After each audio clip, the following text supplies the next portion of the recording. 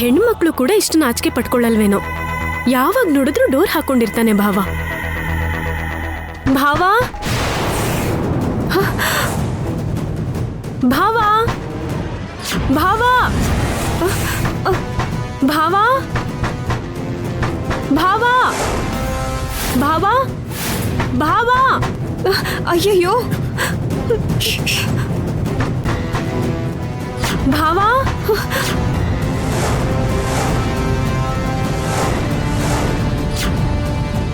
ಭಾವ. ಆ ರಾಕ್ಷಸಿ ಬಂದ್ಲು ಅನ್ಸುತ್ತೆ. ನೀನ್ ಬೇಗ ಬಚ್ಚಿಟ್ಕೋ. ನಿನ್ ರೂಮಲ್ಲಿ ಹಾಯಾಗಿರ್ಬೋದು ಅಂದೆ. ಇವಾಗ ನೋಡು, ಗಂಟೆಗೂ ಭಯ ಆಗ್ತದೆ. ಅಮ್ಮ, ಅದ್ರ ಬಗ್ಗೆ ಆಮೇಲೆ ಡಿಸ್ಕಸ್ ಮಾಡೋಣ. ಮೊದಲು ಇಲ್ಲಿಂದ ಹೋಗು, ಬಚ್ಚಿಟ್ಕೋ. ಭಾವ, ಬಾಗಿಲು ತೆಗಿ ಭಾವ. ಬಾಗ್ಲು ತೆಗ್ದ್ಮೇಲೆ ಅವಳು ಅಷ್ಟು ಬೇಗ ಅಂತೂ ಹೋಗಲ್ಲ. ನನ್ ಮುಖ ಏನ್ ನೋಡ್ತಾ ಇದೆಯಾ ಪುಣ್ಯ? ಬೇಗ ಹೋಗು. ಎಲ್ಲಿಗೆ ಹೋಗ್ಲಿ? ನಿನ್ ರೂಮಿನ ಕಾಡ್ ಅಷ್ಟು ದೊಡ್ಡದಾಗಿದ್ಯಾ? ಹುಡ್ಕೊಂಡು ಹೋಗ್ತಾನೆ ಇರಕ್ಕೆ. ಮಂಚದ ಕೆಳಗ್ ಬಚ್ಚಿಟ್ಕೊಂಡ್ರೆ ತಲೆ ತಾಕತ್ತೆ. ಇನ್ನೆಲ್ಲಿಗೆ ಹೋಗ್ಲಿ ನಾನು? ಭಾವ, ಏನ್ ಮಾಡ್ತಿದ್ಯಾ ಭಾವ?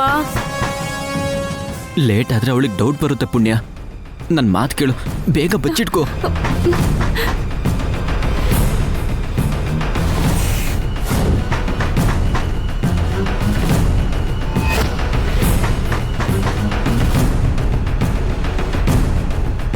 ಭಾವ ಭಾವ.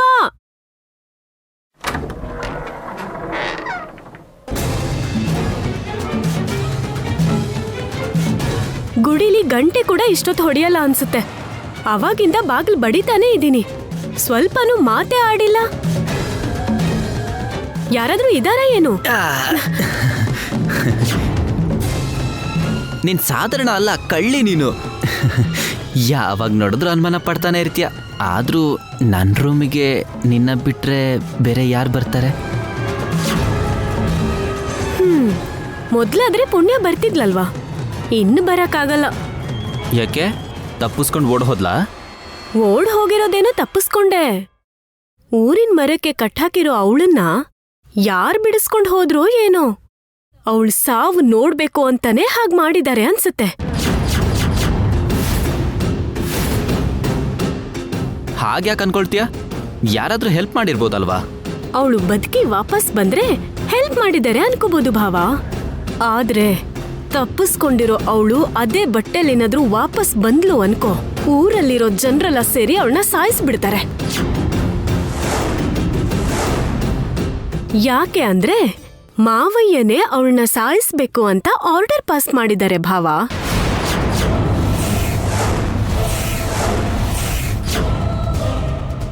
ವಿಷದ ಗಾಳಿ ತಗೊಂಡು ನಿಧಾನವಾಗಿ ಸತ್ತೋಗೋದ್ ಬಿಟ್ಟು ನಾಯಿ ಥರ ಸಾಯ್ಬೇಕು ಅಂತಾನೆ ಅವಳು ಓಡ್ ಹೋಗಿರೋದು ಭಾವ.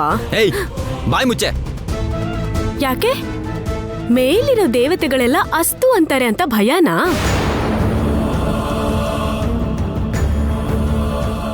ನಿಜವಾಗ್ಲೂ ದೇವ್ರು ಅನ್ನೋದಿದ್ರೆ ಅವರೇ ಪುಣ್ಯನ ಕಾಪಾಡ್ತಾರೆ. ಅವಳು ಕೊಲೆ ಮಾಡಿಲ್ಲ ಅಂತ ಹೇಳಿ, ಅವಳದ್ ಯಾವ ತಪ್ಪು ಇಲ್ಲ ಅಂತ ಹೇಳಿ ನಿರೂಪಿಸ್ತಾರೆ. ನಿಮ್ಮಂಥವ್ರಂತೂ ಪುಣ್ಯ ಕಷ್ಟದಲ್ಲಿದ್ರೆ ಹ್ಯಾಪಿ ಆಗಿರ್ತೀರ. ಆದ್ರೆ ನಾನ್ ಮಾತ್ರ ತುಂಬಾ ನೋವು ಪಡ್ತಾ ಇದ್ದೀನಿ. ನಿನಗ್ಯಾಕಷ್ಟು ನೋವಾಗ್ತಿದೆ? ಅವಳೇನಾದ್ರೂ ನಿನ್ ಲವ್ವರಾ ಅಥವಾ ನಿನ್ ಹೆಂಡತಿ ಆಗೋಳ? ಏಯ್, ಅದ್ ಎಲ್ಲದಕ್ಕಿಂತನೂ ಮೇಲು.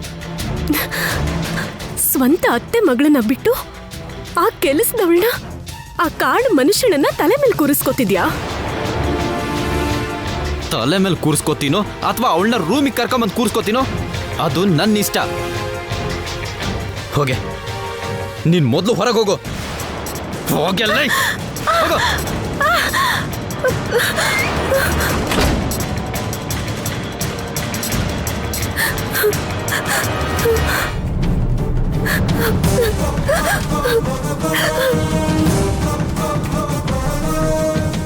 ಪುಣ್ಯ, ಹೊರಗೆ ಬಾ ಪುಣ್ಯ.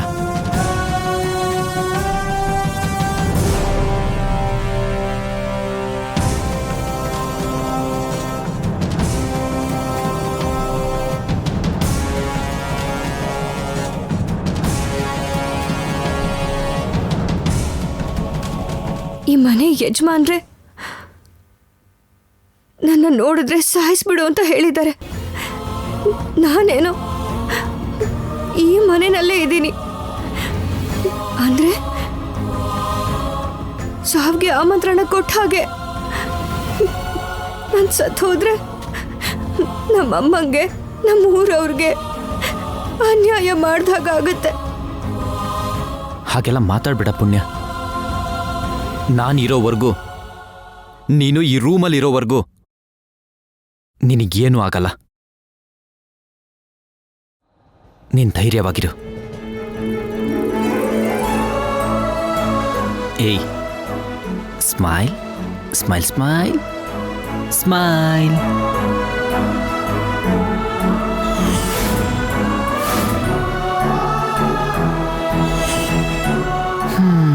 ಪಾಪ, ರಾತ್ರಿಯಿಂದ ಏನೂ ತಿಂದಿಲ್ಲ. ಹಸಿವಾಗಿರುವಾಗ ನಗು ಹೇಗ್ ಬರುತ್ತೆ ನೋಡ್ತೀನಿ. ಯಾರೂ ಇಲ್ಲ ಅಂದ್ರೆ ನಿನಗೋಸ್ಕರ ಏನಾದ್ರೂ ತಗೊಂಬರ್ತೀನಿ.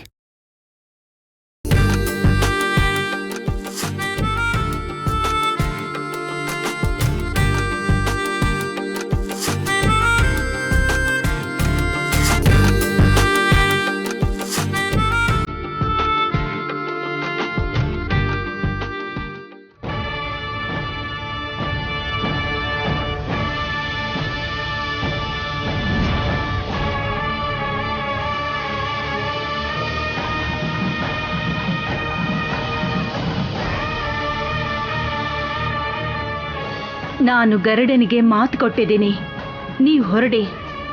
ನಾವು ಇಲ್ಲಿವರೆಗೂ ಬರೋದಕ್ಕೆ ಶಕ್ತಿನ ಕೊಟ್ಟಿದ್ದು ನಾಗಮಣಿ. ನಾಗಮಣಿ ಮನೇಲಿದೆ, ಹಾಗಾಗಿ ಇಲ್ಲಿವರೆಗೂ ಬರೋದಕ್ಕಾಯ್ತು. ನೀವೆಲ್ಲ ಹೊರಡಿ.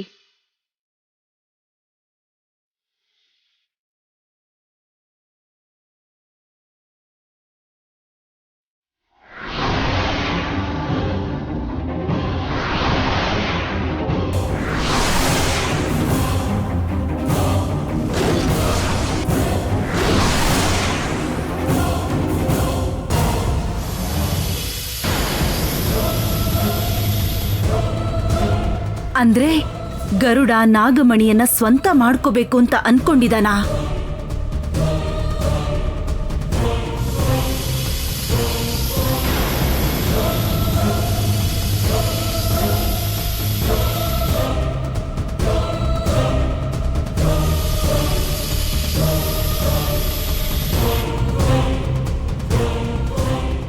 ನಮ್ಮಂತವ್ರಿಗೂ ಆಗ್ತಿಲ್ಲ ನಾಗಮ್ಮ. ಗರುಡ ಒಳಗೆ ಹೋಗೋದಕ್ಕೆ ಬಿಡ್ತಾ ಇಲ್ಲ. ರೇಖೆ ಹಾಕಿದ್ರೂ ಕೂಡ ಒಳಗೆ ಹೋಗೋ ಸಾಹಸ ಮಾಡಿದ್ವಿ. ನಿರುತ್ಸಾಹಿಗಳಾಗ್ಬೇಡಿ, ನಮ್ಮ ಪ್ರಯತ್ನ ಶುರುವಾಗಿದೆ. ನಾಗಮಣಿ ನಮ್ಗೆ ಸಿಗುವಂತ ಸಮಯ ಹತ್ರ ಇದೆ. ಸಮಯ ಕೂಡಿ ಬರೋವರೆಗೂ ಸಮಾಧಾನವಾಗಿರಿ. ಒಳಗಡೆ ಹೋಗಿ ಅವಕಾಶನ ಸೃಷ್ಟಿಸೋಣ. ನೀವೆಲ್ಲರೂ ಸಿದ್ಧವಾಗಿರ್ಬೇಕು. ನಮ್ ನಾಗಮಣಿ ನಮಗ್ ಸಿಗೋವರೆಗೂ ನೀವ್ ಏನ್ ಹೇಳಿದ್ರೂ ಮಾಡ್ತೀವಿ ನಾಗಮ್ಮ. ಪ್ರಾಣ ಬೇಕಾದ್ರೂ ತೆಗಿತೀವಿ, ಪ್ರಾಣ ಬೇಕಾದ್ರೂ ಕೊಡ್ತೀವಿ. ನಮಗಿಂತ ಹೆಚ್ಚಿಗೆ ವಿಷ ತುಂಬಿಕೊಂಡಿರೋಂಥ ಮನುಷ್ಯರನ್ನ ಮಟ್ಟ ಹಾಕ್ಬೇಕು ಅಂತ ಅನ್ನಿಸ್ತಾ ಇದೆ. ಆದ್ರೆ ಅದು ಧರ್ಮ ಅಲ್ಲ, ನಮ್ಮ ಕೆಲ್ಸ ಅಂತೂ ಅಲ್ವೇ ಅಲ್ಲ. ನಮ್ಮ ಗುರಿ ನಾಗಮಣಿನ ತಗೊಂಡು ಹೋಗೋದು, ನಾಗನಿಧಿನ ಕಾಪಾಡ್ಕೊಳ್ಳೋದು. ಈ ಕಾರ್ಯಕ್ಕೆ ಅಡ್ಡಿ ಮಾಡಿದವರ ಮೇಲೆ ಮಾತ್ರ ವಿಷ ಕಕ್ಕಣ. ಹಾಗೆ ಆಗ್ಲಿ ನಾಗಮ್ಮ.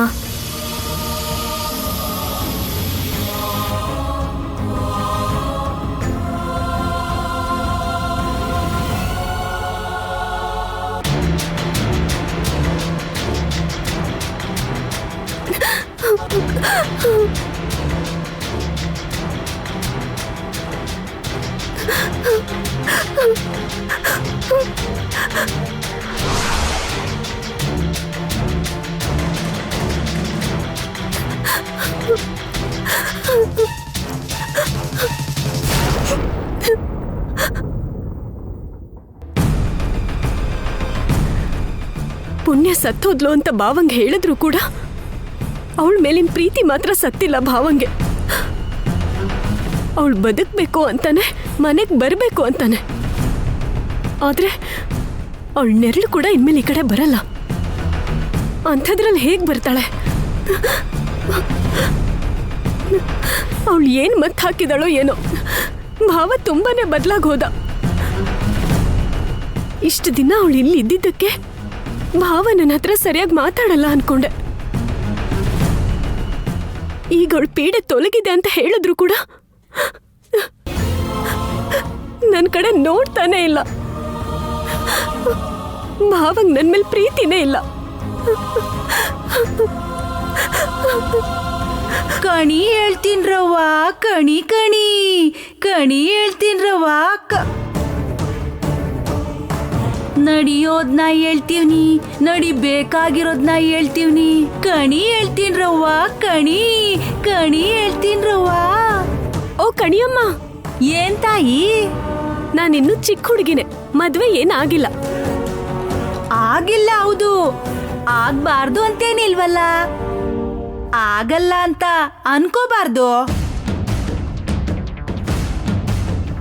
ನಿನಗಿಷ್ಟ ಆಗಿರೋ ಭಾವ ನಿನ್ನನ್ನಿಷ್ಟಪಟ್ಟಿಲ್ಲ ಅಂತ ಯೋಚನೆ ಅಷ್ಟೇ ಅಲ್ವಾ?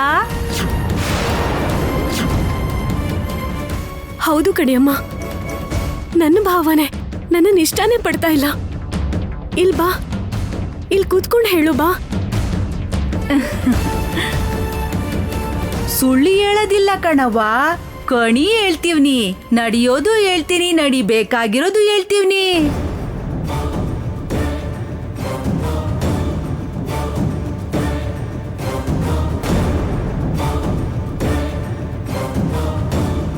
ಈ ಕಡೆ ಬಂದು ಕುಂತ್ಕವ್ವ, ಕೂತ್ಕ. ಕೈ ನೋಡು ಕಣಿಯಮ್ಮ, ಹೇಳು, ನನ್ ಭಾವ ನನ್ನನ್ನು ಪ್ರೀತಿಸ್ತಾನ? ಮದ್ವೆ ಮಾಡ್ಕೋತಾನ? ನನ್ ಮಾತನ್ನ ಕೇಳ್ತಾನ? ಅಯ್ಯ, ನೀನ್ ಹಣೆ ಬರಾನೆ. ನಿನ್ ಕೈಗೆರೆಗಳು ಅಷ್ಟ ದರಿದ್ರವಾಗೈತವ್ವ.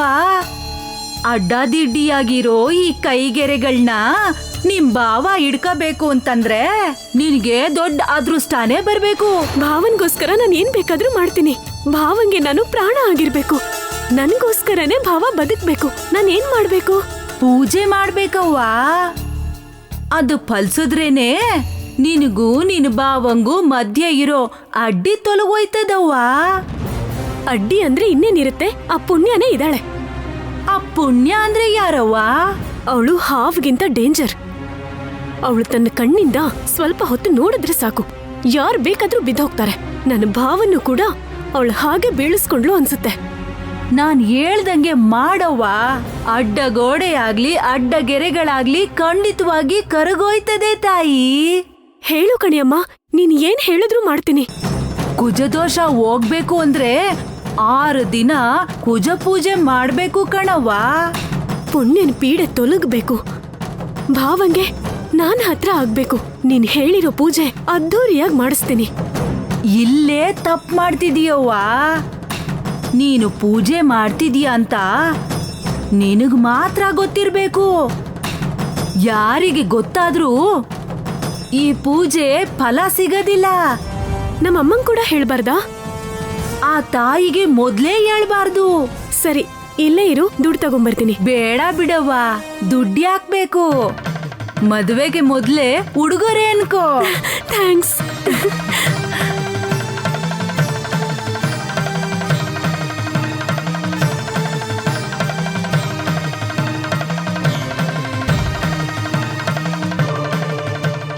ನಮ್ಮ ನಾಗಗಳು ನಿನ್ನ ಮನೆಗೆ ಬರೋ ದಾರಿ ಈಗ ನೀನು ಮಾಡುವಂಥ ಪೂಜೆ.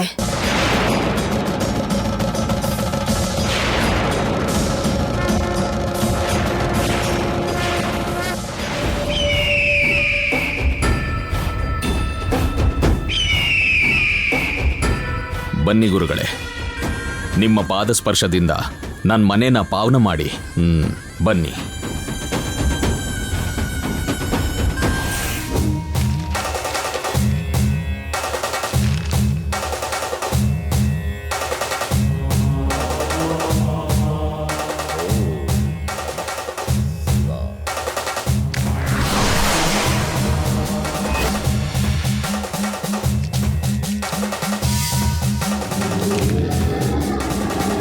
ಅಣ್ಣ ಗುರುಗಳು ಅಲ್ಲೇ ನಿಂತ್ಕೊಂಡ್ರು.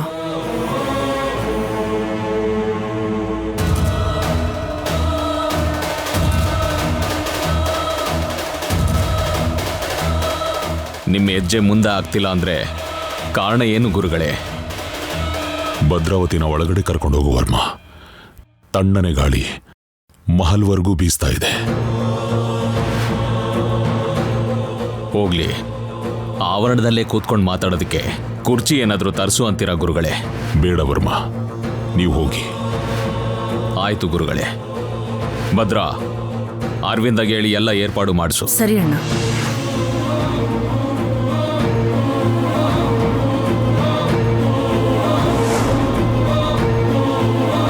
ನನ್ನ ಒಳಗಡೆ ಕರ್ಕೊಂಡು ಹೋಗು ಅಂತ ಯಾಕೆ ಹೇಳಿದ್ರು?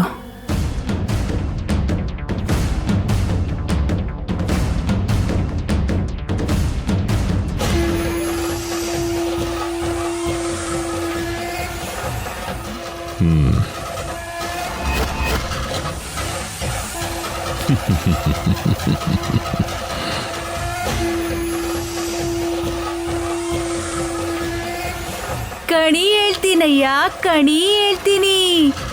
ನಡೆಯೋದ್ನ ಹೇಳ್ತೀನಿ, ನಡಿಬೇಕಾಗಿರೋದ್ನು ಹೇಳ್ತೀವ್ನಿ. ಕಣಿ ಹೇಳ್ತೀನಯ್ಯ, ಕಣಿ ಹೇಳ್ತೀನಿ.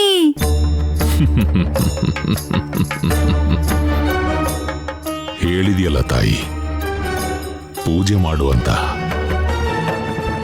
ಹೇಳಿದ್ದೀನಿ, ಮಾಡ್ತಾಳೆ.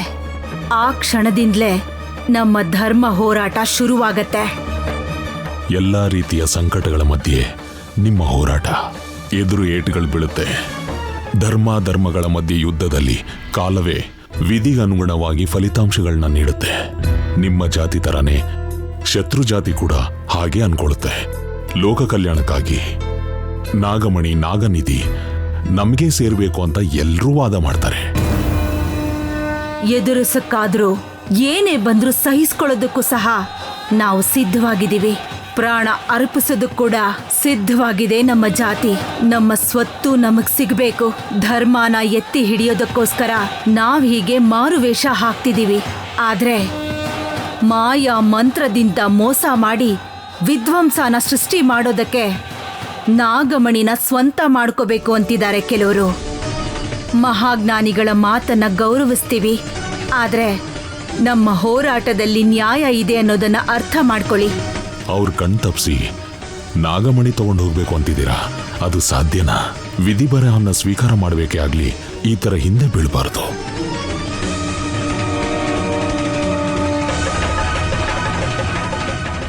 ಅರ್ಥ ಮಾಡ್ಕೊಂಡಿರೋದಕ್ಕೆ ದಾರಿ ಕೊಡ್ತಾ ಇದ್ದೀನಿ. ಹೋಗು.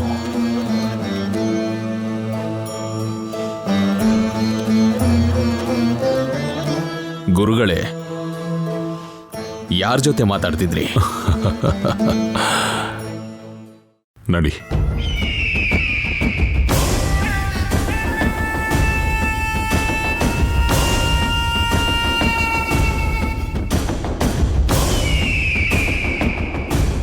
ನಮಸ್ಕಾರ ಗುರುಗಳೇ.